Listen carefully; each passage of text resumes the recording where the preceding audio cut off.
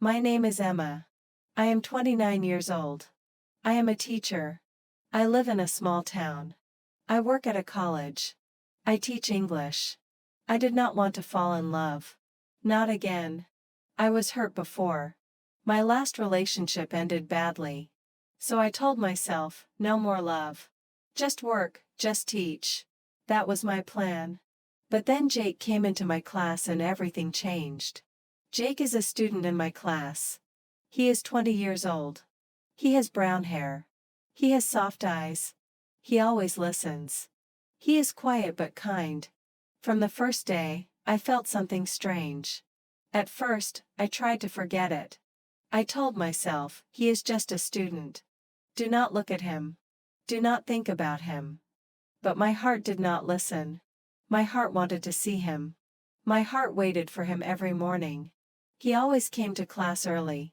He sat in the front row. He smiled at me every time I looked at him. I tried not to smile back, but sometimes I did. One day after class, Jake came to my desk. He said, "Miss Emma, do you need help with the books?" I said, "No, thank you. I can carry them." He said, "It's okay. I want to help." I let him help. We walked together to the teacher's room. We did not talk much, but I felt calm next to him. It was a nice feeling. Too nice. That night, I sat at home and thought about Jake. I told myself, stop it, Emma. He is a student. This is not right. But the next day, I felt happy when I saw him again. The feeling grew stronger each week. I knew I had to stop it. I was the teacher. I was the adult. But my feelings did not stop. One day, Jake stayed after class. He stood near my desk. He did not speak right away. I asked, "Do you need help with something?" He said, "No, I just want to talk." "Okay," I said. "What do you want to talk about?" He looked shy. "I like this class. I learn a lot here." I smiled. "I'm happy to hear that." He looked into my eyes. "You are a good teacher." My face felt warm. "Thank you." He smiled. "You look nice when you smile." I didn't know what to say. My heart beat fast. I looked down. "Jake, I am your teacher. You must not say things like that." He said, "I'm sorry. I just wanted to say it." He left the room. I sat down. I felt weak. My hands shook a little. What was I doing? Why didn't I stop him sooner? The next day, I tried to act normal. I spoke with the class. I smiled, but inside I felt strange. I waited for Jake to talk to me again, and I hated myself for it. That afternoon, I walked to the college cafe. Jake was there. He saw me and waved. I tried to walk away, but he came to me. "Can I sit with you?" he asked. I wanted to say no, but I said yes. We sat at a small table. We drank tea. He asked me about my life. I told him I live alone. I told him I like reading books. He told me he also lives alone. He said, "I do not have many friends, but I feel happy in your class." I looked at him. "Jake, please understand. We cannot be friends. You are my student." He looked sad. "I understand. I just like talking to you." That night, I could not sleep. I walked around my room. I looked in the mirror. I asked myself, what is wrong with me? Why do I feel this way? The answer was simple. I was lonely. I had no one to talk to. No one waited for me at home. My phone was always quiet. And now Jake was kind to me. He looked at me like I mattered. I knew I had to stop this, but I did not want to. The next week, Jake stayed after class again. He said, "I know this is not okay, but I think about you." I looked at him. I said nothing. He said, "You are smart. You are kind. You care about people. I see it." I said, "Jake, please stop. You are too young. I am your teacher." He said, "It does not feel wrong to me." I looked away. "It feels wrong to me." But I lied. It did not feel wrong. It felt soft. It felt warm. It felt like something I lost a long time ago. I sat at my desk after he left. I put my head in my hands. What do I do now? I cannot leave my job. I cannot tell anyone. I cannot talk to him again. But I want to. On Friday, it was raining. The class ended early. The students left quickly. Jake stayed again. He said, "I don't want to hurt you. I just want to be honest." I said, "Please don't say anything more." He stood at the door.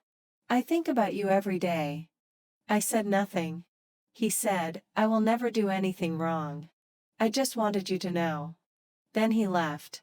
I locked the classroom. I walked to the parking lot. My clothes were wet from the rain. I sat in my car and cried. I felt like a bad person. I felt weak. I wanted to be strong. But I was not strong. I wanted to see him again. That night, I made tea. I sat near the window. The rain hit the glass. I looked out and thought about Jake. I thought about his smile, his voice, his eyes. I told myself, "You are not a teenager. You are not here for love. You are here to teach." But my heart did not listen. And that was the worst part. Before I share the rest of my story, I need to know, where are you listening from? Knowing someone hears me, understands me, gives me strength. The next day, I walked into class. My heart felt heavy. I told myself, be strong. Be normal. Do your job. I smiled at the students. I said good morning, but inside I was not okay. Jake sat in the same place. He looked at me. He did not smile like before. He looked quiet. I did not look back. I gave the lesson. I tried to focus, but I saw him from the corner of my eye. My heart was not quiet. After class, I picked up my things. I wanted to leave fast, but then I heard his voice. "Miss Emma," he said. "Can we talk?" I looked at him. He stood by the door. He did not move close. He waited. I took a deep breath. "Okay," I said, "but only for a minute," he said. "I'm sorry. I did not want to make you sad." I shook my head. "You didn't make me sad, but this is hard." He looked down. "I understand." We stood in silence. I looked at the empty chairs. Then I looked at him again. "I'm your teacher, Jake," I said. "You are my student. This is not right." He nodded slowly. "I know, but I can't stop thinking about you." His voice was soft. He was not playing. He was not joking. He meant every word. I felt the same, but I could not say it. I had to be strong. "You must focus on your future." I said, "This will only hurt both of us." He looked at me. His eyes were full of pain. "I don't want to hurt you," he said. "But it hurts to keep quiet." I said nothing. I picked up my bag. "I have to go now." I left the room. I walked fast to my car. I sat inside. I put my hands on the wheel. I did not drive. I just sat there. My eyes were wet. That evening, I made soup for dinner. I turned on the TV. I didn't watch. I just looked at the screen. My mind was full of Jake. I remembered his words, his face, his voice. I felt lost. I was alone in my home, but I was not alone in my heart. He was there, always there. I went to bed. I closed my eyes. But I could not sleep. I asked myself again, why did this happen? Why him? Why now? The next day, I tried to avoid him. I stayed in the teacher's room longer. I left the class early. I did not meet his eyes. But he was always there. That week, I felt tired. My head hurt. My chest was tight. I did not want to eat. My heart was full, but my stomach was empty. On Thursday, I saw him waiting near the gate after school. I wanted to walk away, but my feet stopped. He walked up to me. "Please, Miss Emma," he said. "Just 5 minutes. I need to say something." I looked around. No one was near us. "Okay," I said, "but only 5 minutes." We walked to the bench near the trees. It was quiet. The sky was gray. The air was cold. He said, "I don't want to be a problem. I just want to know what you feel." I looked at my hands. I could not lie, but I was afraid. I don't know, I said. I don't want to feel this, but I do. His face changed. He looked surprised and then happy. I knew it, he said. I felt it, but that doesn't make it right. I said, it makes it worse. He looked at me. What if we wait? What if we do nothing now? But after the class ends, we talk again. I looked at him. He was serious. He was not playing. After the class ends, you will not be my student. I said. He nodded. Yes, I will not be your student. I will be just a man. I was quiet. I did not know what to say. I will wait, he said. If you want me to. I stood up. I need to go now. Will you think about it? He asked. I said, yes, I will. I walked away, but I wanted to run back. I wanted to say, yes, I want this, too. But I couldn't. That night I looked at the ceiling for hours. I did not sleep. My heart was loud. I felt weak. I felt scared. But I also felt alive. The next few weeks passed slowly. I saw Jake in class. We did not speak after lessons. We looked at each other but said nothing. Sometimes he smiled, sometimes he looked tired, but he always came. He never missed a class. My heart waited. My mind counted the days. One day, I saw him helping another student. He was kind. He was patient. He helped her with her work. And I felt something new. I felt proud of him. It was not just love. It was more. I saw him as a good person. Not just someone I liked, someone who cared. I began to smile more. Not at him, just in general. I felt warmer, like the sun came back inside me. Then the last day of class came. I stood in front of the students. I said goodbye. I gave each one a paper. I thanked them for the year. Everyone clapped. Jake looked at me. He did not smile. He just looked. After class, all the students left one by one, but Jake stayed. He stood near my desk. So, it's the last day? Yes, I said. You are not my student now. He gave a small smile. No, I'm not. We stood there in silence. It felt like the room was holding its breath. Can we talk? He asked. I nodded. We walked outside. We sat on the same bench again. He said, I still feel the same.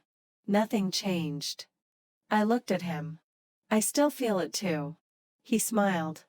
I want to know you outside of class as a person, not as a student. I looked at the trees. I felt the wind on my face. Maybe we can meet for coffee, he said. Not now. Maybe next week, I said. Okay, next week. He looked happy. I felt scared, but I also felt free. A week later, I sat at the cafe. I looked at the door. My hands were on my cup. My tea was warm, but my fingers felt cold. I was nervous. Then I saw him. Jake walked in. He looked calm.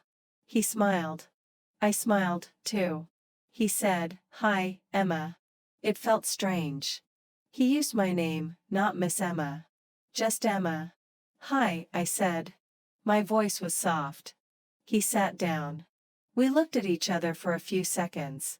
We said nothing, but it was not a bad silence. It was soft. It was quiet. It felt safe. We talked about many things. He told me about his work. He got a part-time job at a bookshop. He was happy.